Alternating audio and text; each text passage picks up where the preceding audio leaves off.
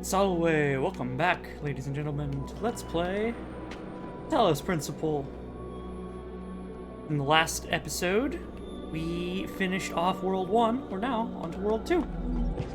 This world is much better than World 1. I have promised you eternal life. But know that eternity may only be attained by those who serve a purpose greater than themselves. All else is decay. So it was written in the hidden words before the beginning of time.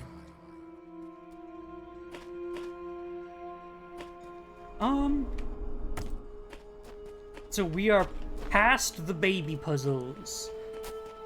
We're finally going to be getting into the really interesting puzzles. And more importantly, I mean, this place is gorgeous. I absolutely love the Egypt puzzle like layout and decorum. Oh, frogs are people too, by Zin. Zin is on my friends list. Boop. I actually did get a quest to keyboard and mouse. I'm gonna turn mouse sensitivity down even a little bit farther, because I do whip around quite a bit. That seems better. So, I need to go around a corner. Oh, or through a window. We have a second connector in there, in that room with the window in it. Problem. I kind of need... I kind of need multiple connectors. There we go. There's the other connector.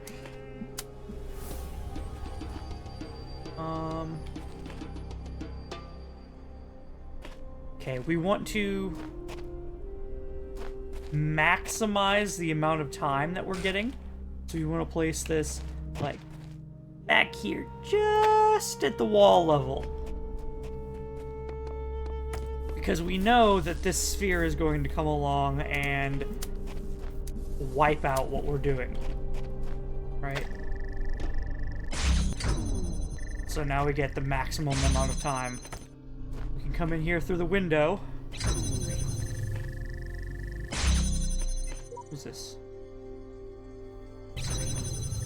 Ah! And because I was smart and placed it in view, we can connect through the window, keep it consistently open, and that eliminates two? Just one. That eliminates one of the two possible connections. And puzzle solved.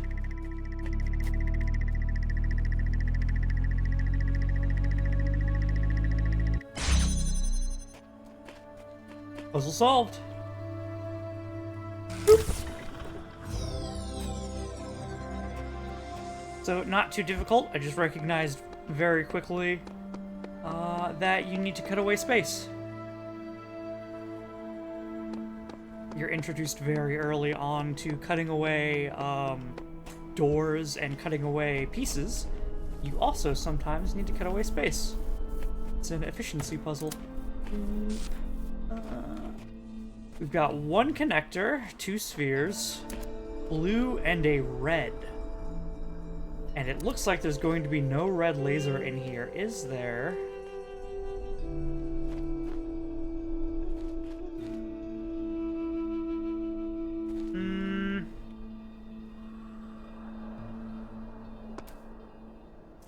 I do not see a connector on any high place.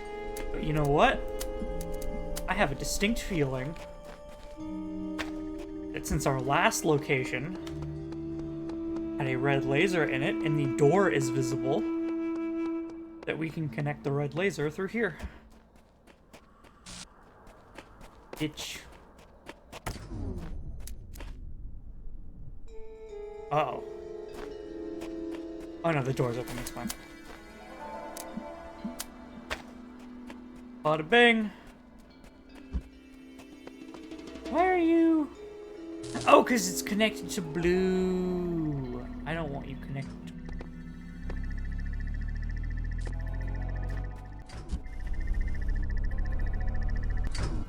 Oh. I was wondering what that noise was. And star puzzle done.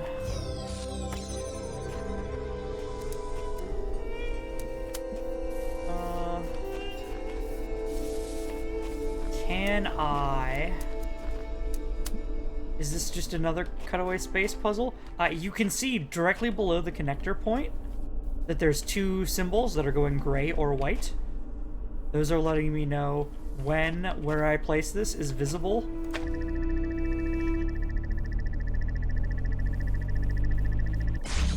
Oh, it's literally just a cutaway space puzzle.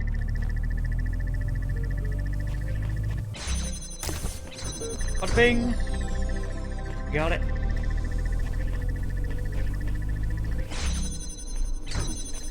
That's the entire point of the chamber, is them teaching you that you can cut space. So had we solved this, had we had trouble with that puzzle over there, the first one we did, we would have had an easier time having solved this one first. Tell me something. Do you always do as you're told? Rarely.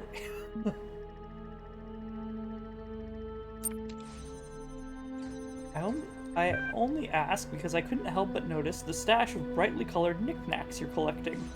Don't you think it might odd that big voice in the sky keeps telling you to find the doodads, yet forbidding you to use them? I'm the great big tower in the middle of it all. Trusting me, I must resist the tower's temptation. I'll climb it when I'm good and ready. I also don't have the pieces required to climb it yet. Okay, no need to get huffy. I mean, I had two options. Amazed how many just do as they're told without stopping to think for themselves. But maybe you're different. Then again, maybe you're exactly the same. Maybe everyone climbs the tower, and the only way to win is to stay here with the mortals. Really think so? No, in fact, I'm all in favor of you poking about up there. If only to see what you find. Maybe something juicy. If it's forbidden by His Highness, then again, maybe not. I'll be off then. Just wanted to drop in and run a little interference. Whatever you do, do take care. You have bigger problems than the voice in the clouds. You don't like to say his name, do you? Very helpful. Why aren't you saying his name? Terminating support session. Ah, didn't answer. Interesting. As with the previous episodes, if you want to read, go ahead.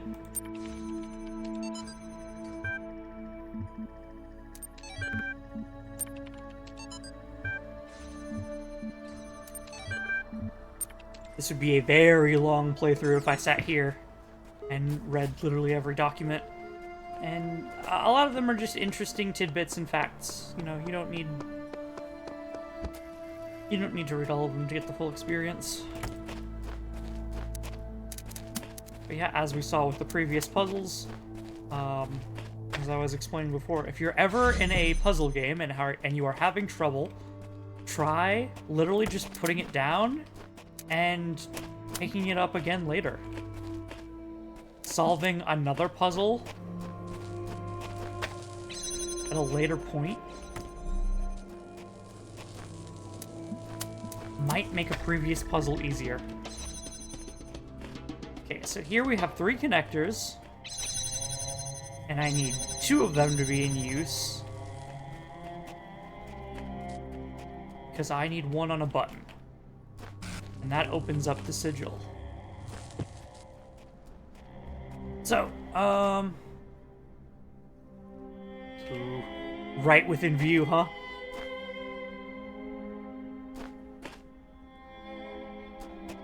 I don't believe there's any... Oh no, okay.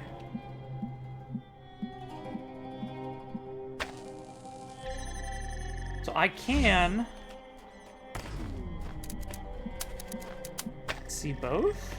But let's... Is this literally just a viewpoint puzzle? Yes. Okay. Very simple puzzle. Make sure that your pieces are in the right locations. This world is teaching you to cut space and maneuver things into the right positions. Woo! Over the fence. I can die here. And you know what? It might be funny to do so. Huh! Ah! I wanted to jump on top of the boy. Actually, I can do that, can't I? Wait.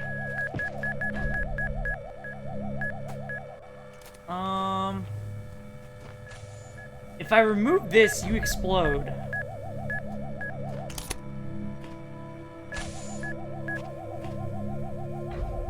Okay, run.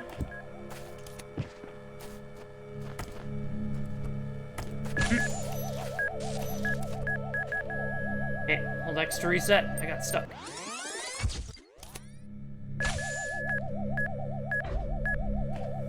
Oh. Can I grab you from here? No, I can't. I mean, I can just wait for it to explode, I guess, but...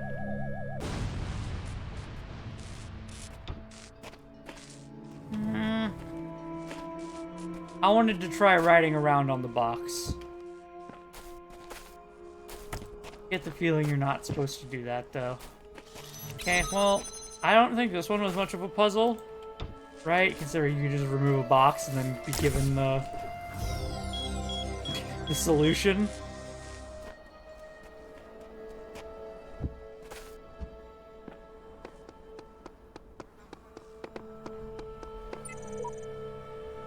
Oh, am I going crazy, or do the computer terminals have a personality?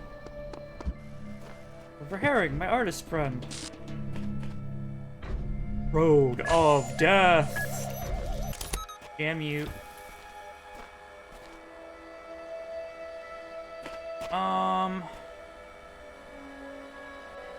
So I need to get over there for some reason.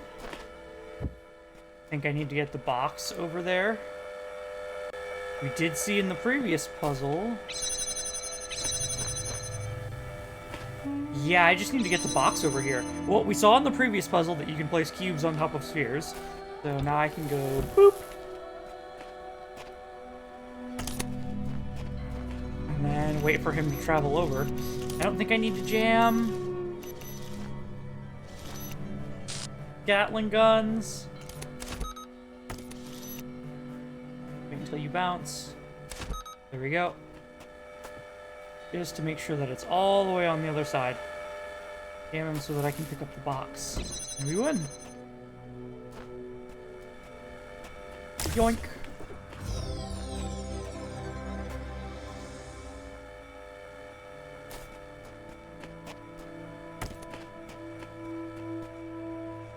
And I don't see anything else to jam. Wow! Cease! Whoa! He ran through me! In the time of your ancestors, there were those who did not choose the path of faith. You do not need to fear their ghosts. Fear only that What? you may become like them.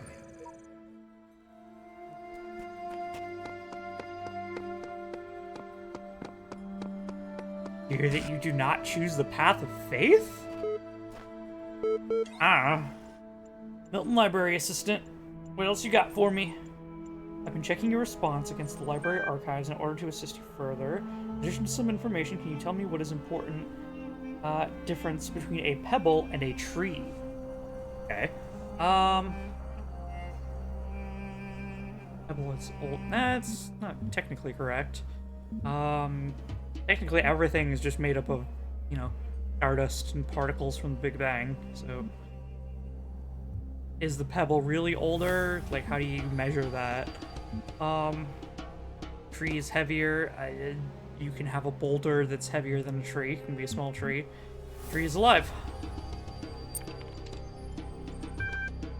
Now, what is the relevant difference between a tree and a frog?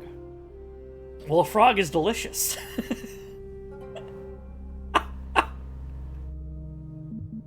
A frog is green. A trees can also be green. You can have banana trees, I believe, are green. A frog is conscious. And that's like...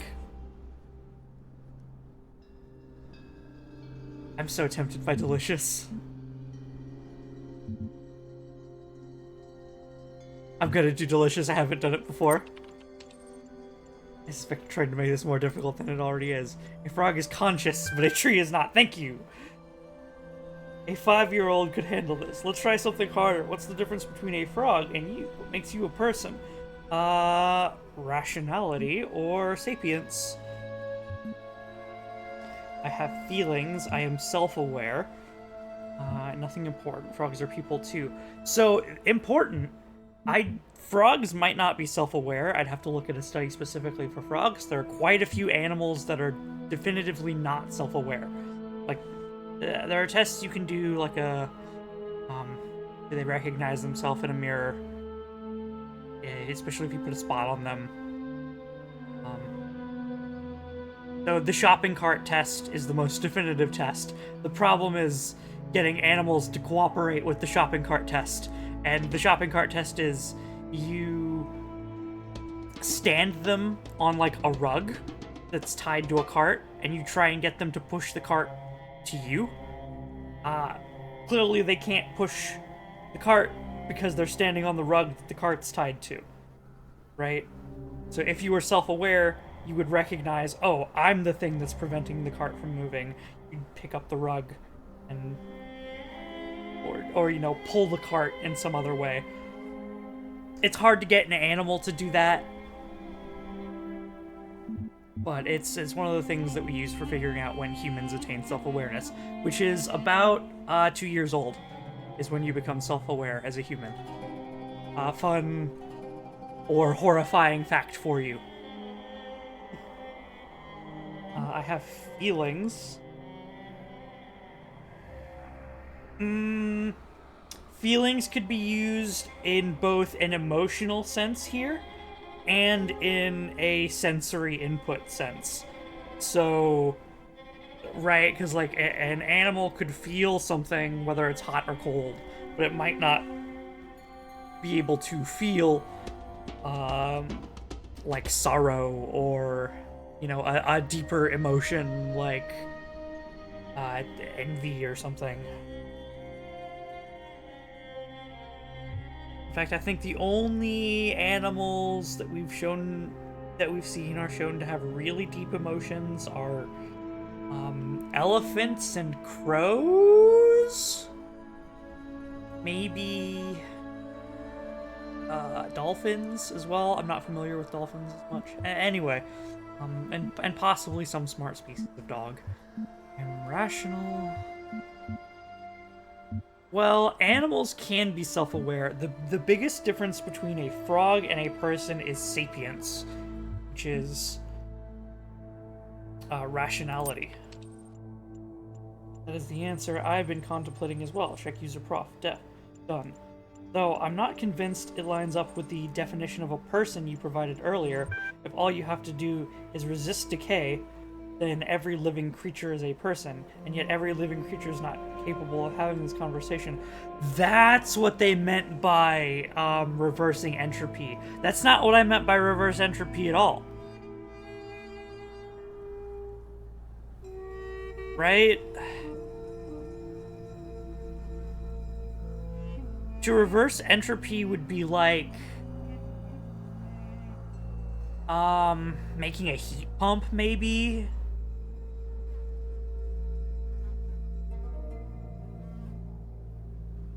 Person takes not convinced, all lines up, definition of person. Still, doubting your assumptions isn't something to fear. It's an intellectual survival instinct. I'm pleased to see you adapting your ideas to the environment. Let us take stock. I think we can tentatively conclude that a person must be rational or self-aware and must be conscious. What I suggest we do to help your problem is ask whether you are in fact those things. Are you aware of yourself? Can you rationalize your existence? Rational Okay, no, I guess that fits. I was about to say that rationalizing your own existence might not be counted as sapience, but to rationalize your own existence is to question your own existence, which would prove sapience, right? I think, therefore I am. And that would fit my definition, so. Are you aware of yourself? Can you rationalize your existence? I can, yeah. I agree with you, though your responses so far have been a little eccentric. I am resigned to admit that you are right. A matter of whether you are conscious seems more elusive. What is conscious, in your opinion? Well, it's just definitively sensory input. Which, this is something I've been mulling over. Okay, big philosophy question for everyone in chat.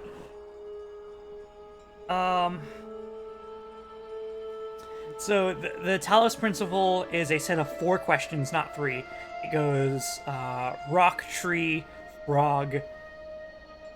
It goes rock, tree, frog, and then human to computer, rather than frog to human.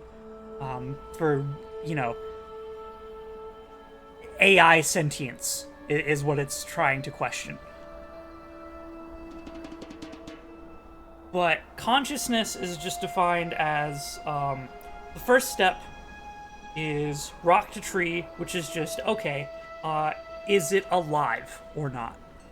And we could define something as alive as either being made of organic material, or we could define it as alive as it has the capacity to die. If it can die, it is therefore alive. A rock cannot die, therefore it is not alive.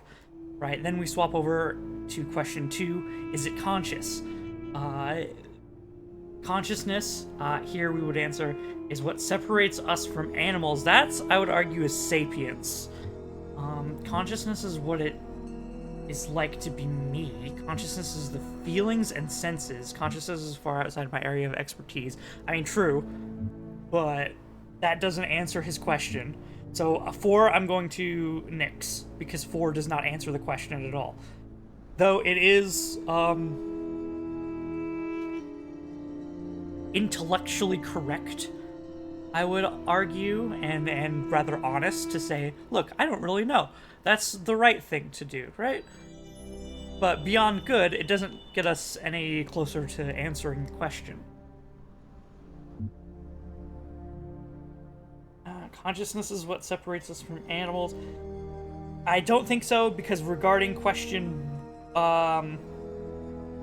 rock to frog, or excuse me, regarding the difference between tree and frog would be consciousness.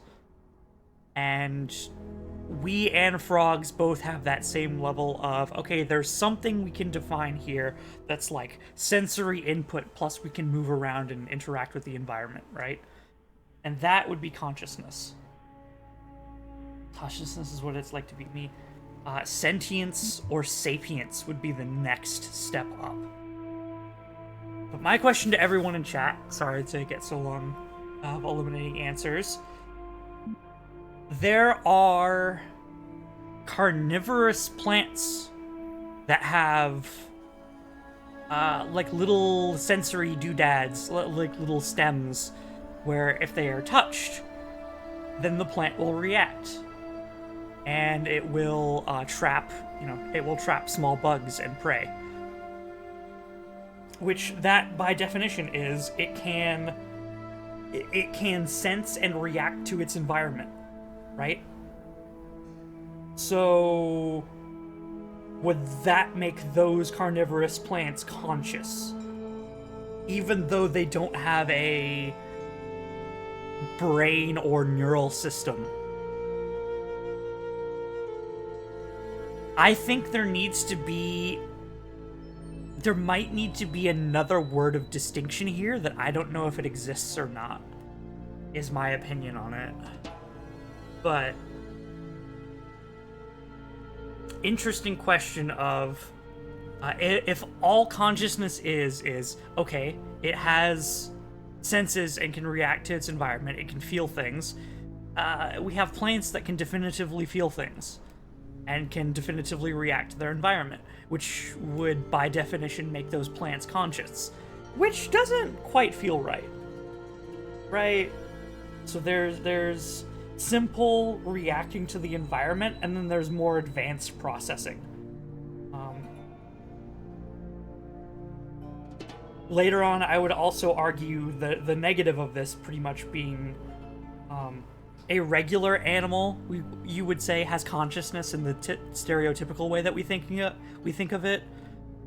It can look at its surroundings and somewhat react.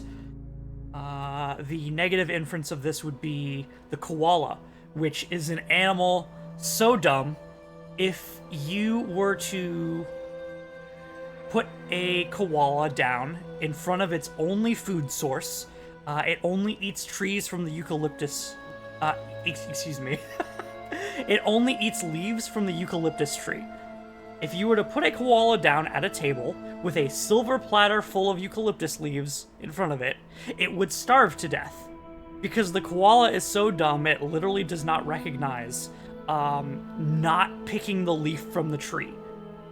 Right? It has to pick the leaf from the tree itself, or it will not recognize it as food. So I could take one of the leaves on a silver platter and then attach it to a stick with like tape or something, and then it would recognize to eat it. It's not actually thinking. It's arguably not like a conscious or sentient being, because it doesn't actually think, it just follows a process. It's closer to a biological computer than it is a processing, feeling thing. And this is where language and like common parlance, the definitions of things, start to really become a problem, because we've got three different things here that could all be argued as conscious. The koala, the regular animal, we'll say like a dog, and the carnivorous plant. And they each have different levels of consciousness, right? And I don't think that's a gradient either. I think it's specifically like a Boolean of, this is a degree of consciousness to which you have attained. Do you have this minimum like threshold of intelligence to meet a quota? Consciousness it has to be defined as feelings and senses. Specifically because I don't think there's a word for something lower than that, right? I don't think there's a word that will distinguish the carnivorous plant, like the Venus flytrap, from the koala.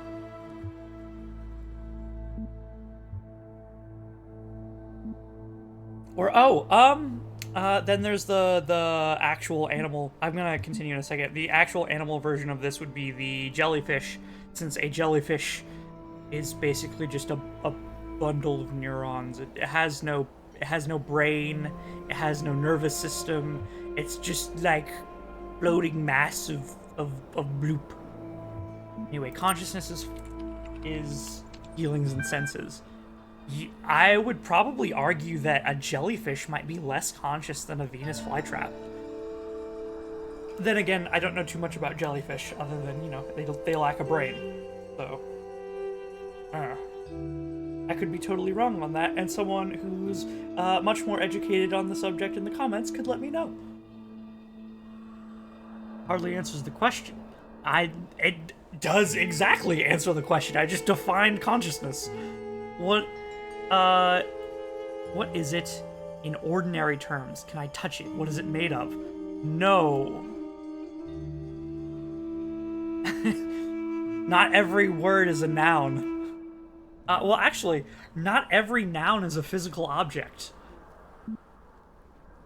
Consciousness is made of neurons. Consciousness is beyond the laws of physics. No. Because if all consciousness is feelings and senses, I can program a robot to theoretically be conscious, right? Like, here's a light sensor. When the light sensor trips, snap close. I could even give it a more robust system of, like, if-then statements. But it certainly lacks sentience, right? This is why we need words on a gradient. Consciousness is another word for the soul. Well, if you're arguing soul, soul would typically be a tangible thing, right? Or if it's intangible, it's still like a grouped object that's separate from consciousness. It's a complex functional system, I'm gonna say.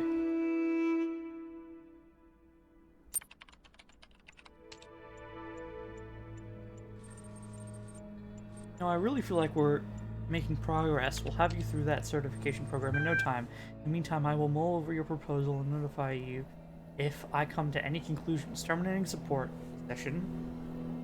Okay, that I would argue. Surprise, the Talos Principle, the, like, set of questions, the Talos Principle, is the most important philosophical question or philosophical thinking system in the Talos Principle. Set of questions versus the game. Osiris 1. Ooh, I might actually read this, because, describe who resided. I'm weak of body, my days, listen of Amun Ra.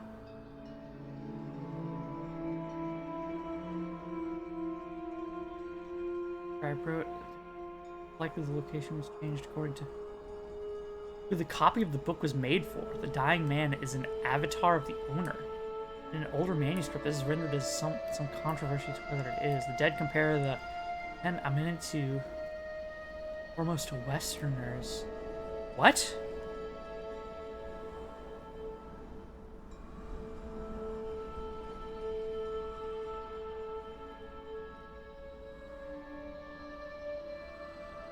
Okay, well, I read the Egyptian Book of the Dead. I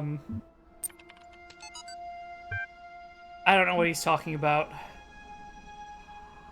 Considering the cycle of life and death was unbelievably important to Egyptians. Basically every single thing in their religion, ideology revolved around it. Ooh, paint! I'm gonna go paint something. But anyways, they had a very clear story for what happened after you died. Down to even... Can I step in the water?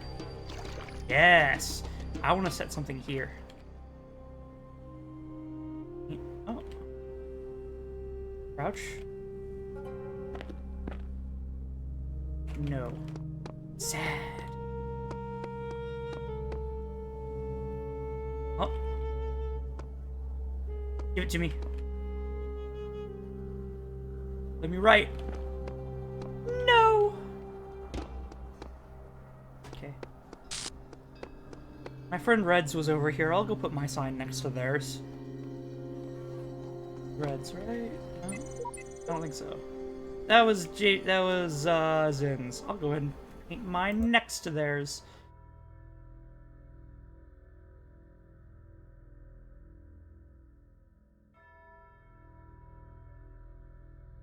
The tools to overcome this place have been provided to it. You need only learn how to use it. I wish I could answer frogs are delicious.